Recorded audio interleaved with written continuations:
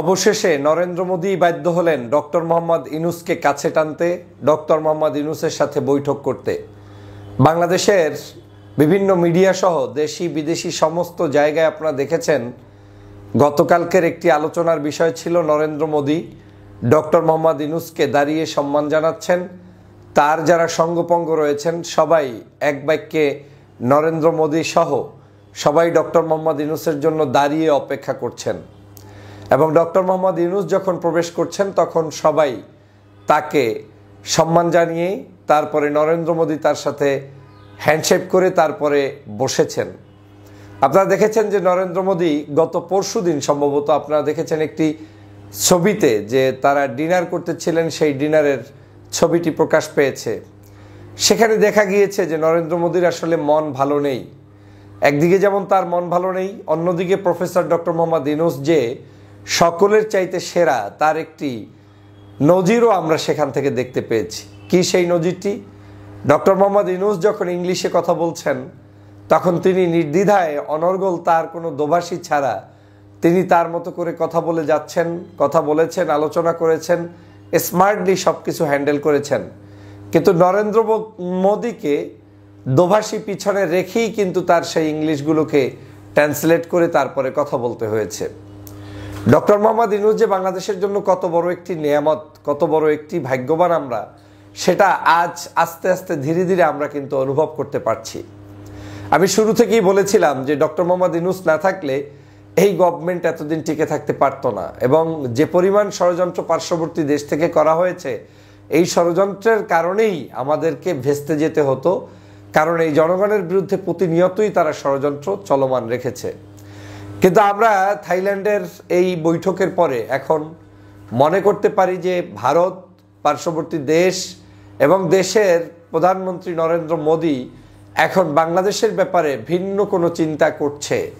তারা এখন বাধ্য হচ্ছে ডক্টর মোহাম্মদ ইউনূসের সাথে কথা বলতে, বাংলাদেশকে নিয়ে আবার নতুন করে সেই কৌশলগত দিকে তারা আগাতে চাচ্ছে। আপনারা জানেন ভারত সবসময় আমাদের এই বাংলাদেশের ক্ষেত্রে আওয়ামী লীগকে পুনর্বাসন করা, শেখ হাসিনাকে পুনর্বাসন করা, আওয়ামী লীগের অধীনেই বাংলাদেশটাকে পরিচালিত করা, এটা একটা তাদের চিরাচরিত অভ্যাস এবং এখনও তারা সেটা কল্পনা করেন। কিন্তু ডক্টর মোহাম্মদ ইউনূসের পরিকল্পনার সামনে তারা আজকের নতুনভাবে এমনভাবে ধরাশায়ী হচ্ছে যেটা আমাদের বাংলাদেশের কূটনীতিতে এক বিরল দৃষ্টান্ত হয়ে থাকবে। আপনারা জানেন যখন চীন সফর করেছে ডক্টর মোহাম্মদ ইউনূস তখনই কিন্তু ভারতের মাথা গরম হওয়া শুরু হয়ে গিয়েছে। চীন সফরকে কেন্দ্র করে বেশ কয়েকদিন বাংলাদেশ বেশ উত্তেজনাকর অবস্থায় ছিল। এদিকে সেদিকে মারামারি, কাটাকাটি, বিভিন্ন ধরনের অনৈতিকতা, আপনার প্রশাসনিক দুর্বলতা, কেমন জানি একটা অস্থির স্বভাবের সমস্ত দেশের মধ্যে গুজব রটানো হচ্ছে। মোদি আপনার কি বলে শেখ হাসিনা আসবে আর বাংলাদেশ থেকে পালিয়ে যাবে ডক্টর ইউনূস, জরুরি অবস্থা ঘোষণা, সেনাবাহিনীকে নিয়ে বিতর্কিত মন্তব্য, বিভিন্ন কারণে বাংলাদেশে মনে হচ্ছিল যেন কি জানি কি ঘটে যায়। কিন্তু আমি বলেছিলাম যে চীন সফরকে কেন্দ্র করে এমনই ঘটনা বিভিন্ন সময়ে আওয়ামী লীগ এবং ষড়যন্ত্রবাদেরা ঘটিয়েছিল, পূর্বেও ঘটিয়েছিল। আপনার নিশ্চয়ই মনে আছে একসাথে 64টা আপনার জেলায় বোমা হামলা, এই 63-64 জেলায় যে বোমা হামলা হয়েছিল সেই সময়ও কিন্তু চীন সফরকে কেন্দ্র করে, তৎকালীন সময় খালেদা জিয়া সেই চীন সফরকে কেন্দ্র করে এই বোমা হামলা হয়ে দেশ বিরুদ্ধে ষড়যন্ত্র হয়েছিল। তারপরে আপনারা জানেন এই শেখ হাসিনা কিন্তু চীন সফর করে এসে বিদায় নিতে হয়েছে, তিনি কিন্তু সেখান থেকে ভালো কোনো ফল নিয়ে আসতে পারেন নাই বাংলাদেশের জনগণের জন্য। তো ডক্টর মোহাম্মদ ইউনূসের এই চীন সফরটা একটা টার্গেটেড ছিল, যেমন ডক্টর মোহাম্মদ ইউনূসের জন্য এটা ছিল একটা অবশ্যই উচ্চতর জায়গায় পৌঁছে যাওয়ার জন্য একটি সুন্দর দিকপাল হিসাবে। অন্যদিকে আওয়ামী লীগ এবং দোসররা এবং ষড়যন্ত্রবাজরা এই চীন সফরকে সহ্য করতে পারে নাই, তারা এটাকে যে কোনো মূল্যে ভেস্তে দিতে চেয়েছে, বন্ধ করে দিতে চেয়েছে, সেটার জন্য তারা ষড়যন্ত্র করেছে। কিন্তু দেখেন কি রবের খেলা, চীন সফর ঠিকই সুষ্ঠু সুন্দরভাবে হলো, শুধু সফর সুষ্ঠুভাবে হলো না, সেখানে এমন কিছু চুক্তি হলো যেই চুক্তিগুলোর সাথে বিনা কারণেই পূর্বে আমার দেশের জনগণ ভারতে যেতে অভ্যস্ত ছিল। যেমন চিকিৎসার জন্য স্বল্প খরচে চিকিৎসা, ভালো চিকিৎসা, এই জাতীয় জিনিসগুলো আমরা কিন্তু সেখান থেকে পিক করতাম। চীন ঘোষণা করছে তার দেশের নাগরিকদের ফ্যাসিলিটিস যেভাবে পাচ্ছে সেম খরচে বাংলাদেশের নাগরিকরা এখন চিকিৎসা নিতে পারবে।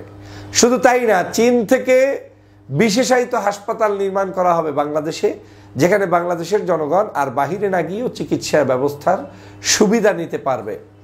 এই বিষয়গুলো কিন্তু এখন জনতার সামনে চলে এসেছে। ভারত কিন্তু চাপা তাদের যে ক্ষোভ, এই ক্ষোভ আরো এখন নতুন করে ক্ষোভ তো দেখাতে আর পারছে না, নতুন করে জ্বলে পুড়ে ছারখার হয়ে যাচ্ছে।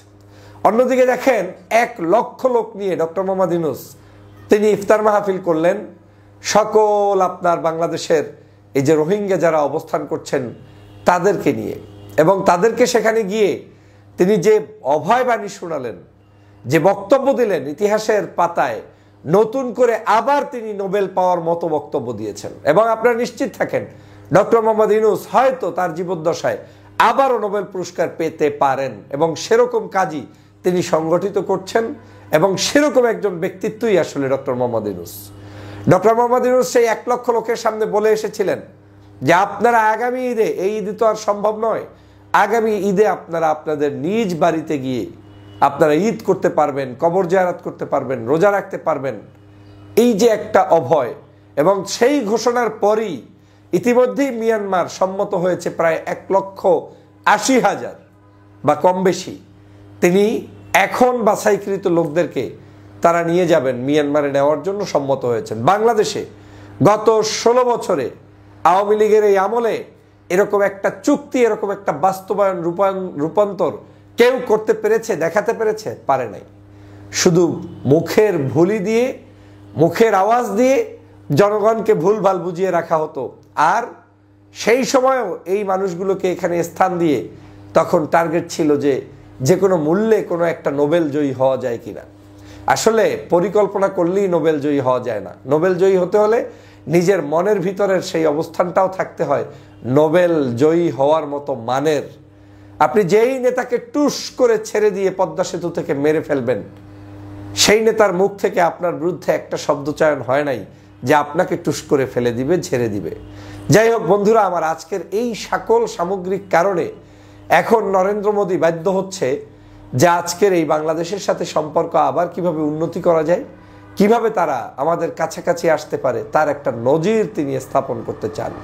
এবং সেই নজির স্থাপনের কারণেই গত এই যে 2 দিন আগের থেকে ডক্টর মোহাম্মদ ইউনূসের সাথে তাদের যে ওঠা বসা সেটা পরিলক্ষিত হচ্ছে। এবং ডক্টর মোহাম্মদ ইউনূসকে তারা যেভাবে এখন সম্মান করার জন্য একেবারে বিদিক হয়ে যাচ্ছে, এটা প্রমাণ করে যে তারা ভুল বুঝতে পারছে। বাংলাদেশকে নিয়ে যারা ষড়যন্ত্র করছেন, ভারতের সাথে দাদাগারি করে যারা ইউনূসকে সরাবেন বলে ভাবছেন, কোনোদিন সম্ভব নয়। ডক্টর মোহাম্মদ ইউনূস যতদিন থাকার ততদিন থাকবে, তবে তিনি একটি সম্মানজনক অবস্থানেই থাকবে। তিনি কখনোই জোর করে ক্ষমতায় থাকবে না।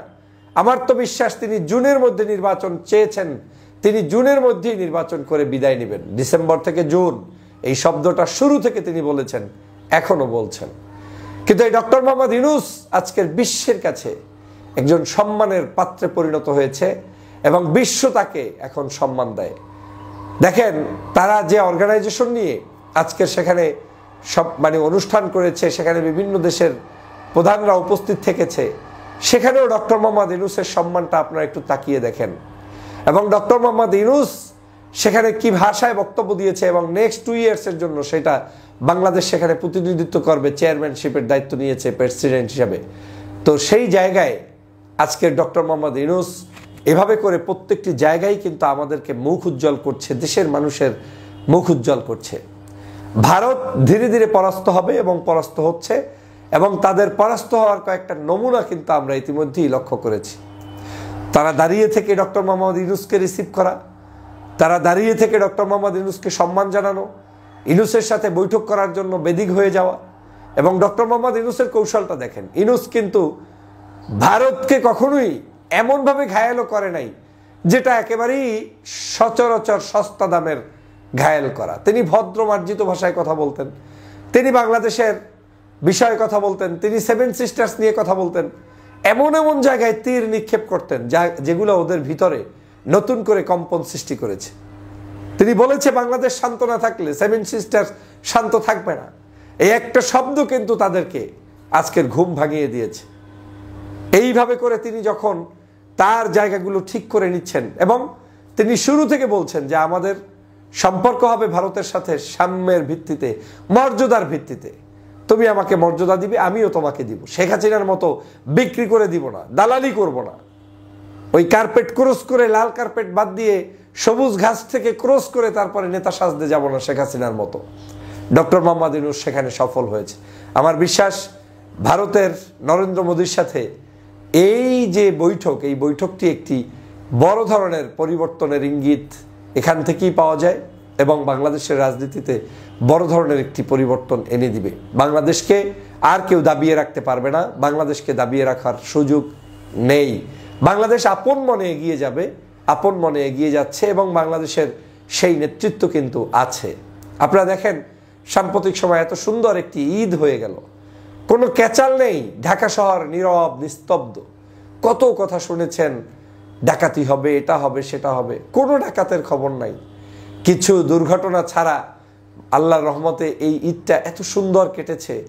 শেখ হাসিনা মুক্ত, আপা মুক্ত এত সুন্দর একটি ঈদ বাংলাদেশের জনগণ কোনো দিন দেখে নাই। তো এই যে আজকের বাংলাদেশের উন্নতি হচ্ছে, পথ এগিয়ে যাচ্ছে, আমরা সেটাকে কোনোদিন রুদ্ধ করতে পারবো না, বন্ধ করতে পারবো না। বরং বাংলাদেশকে যারা ভালোবাসে, বাংলাদেশের মানুষকে যারা ভালোবাসে, তাদের উচিত হবে এই ইন্টেরিয়াম গভর্নমেন্টকে সহযোগিতা করা এবং তাদেরকে সাহায্য করার মধ্য দিয়ে গণতান্ত্রিক প্রক্রিয়াকে এগিয়ে নিয়ে যাওয়া। শেখ হাসিনা যে ক্ষতিটা বাংলাদেশের জন্য করেছে, আমাদের পররাষ্ট্রনীতিতে যে ক্ষতিটা করেছে, এই ক্ষতিটাকে পুষিয়ে ওঠার জন্য আমাদেরকে চেষ্টা চালাতে হবে, ঐক্যবদ্ধভাবে বাংলাদেশটাকে এগিয়ে নিয়ে যেতে হবে। আমার বিশ্বাস আস্তে আস্তে পৃথিবীর সমস্ত রাষ্ট্রের রাষ্ট্রপ্রধানরাই ডক্টর মোহাম্মদ ইউনূসকে অ্যাকনলেজ করবে এবং বাংলাদেশের এই গভর্নমেন্টের ভালো ভালো কাজগুলোকে তারা স্বীকৃতি দিবে এবং মেনে নিবে এবং তারাই সফল হবে, বাংলাদেশের জনগণই সফল হবে, ডক্টর মোহাম্মদ ইউনূসই সফল হবে। আপনারা নিশ্চয়ই জানেন ইউনূসকে নিয়ে ডোনাল্ড ট্রাম্পের নাম বিক্রি করেও আওয়ামী লীগ রাজনীতি করতে চেয়েছিল, ব্যর্থ হয়েছে। কোথায়? ডক্টর মোহাম্মদ ইউনূসকে নিয়ে তাদের কোনো অভিযোগ অনুযোগ কিছুই নেই, বরং ইউনূসের নাম শোনা মাত্রই সমগ্র পৃথিবীর রাষ্ট্র শাসকরাও তার প্রতি শ্রদ্ধা অবনীত চিত্তে তাকে ভালোবাসেন, তাকে সম্মান জানান। অতএব আসুন আগামীর বাংলাদেশ গঠন করতে ঐক্যবদ্ধভাবে আমরা এগিয়ে যাই, সবাই মিলে এই বাংলাদেশকে গঠন করি এবং বাংলাদেশকে তার সঠিক লক্ষ্যমাত্রায় এগিয়ে নিয়ে যাই। সবাইকে ধন্যবাদ।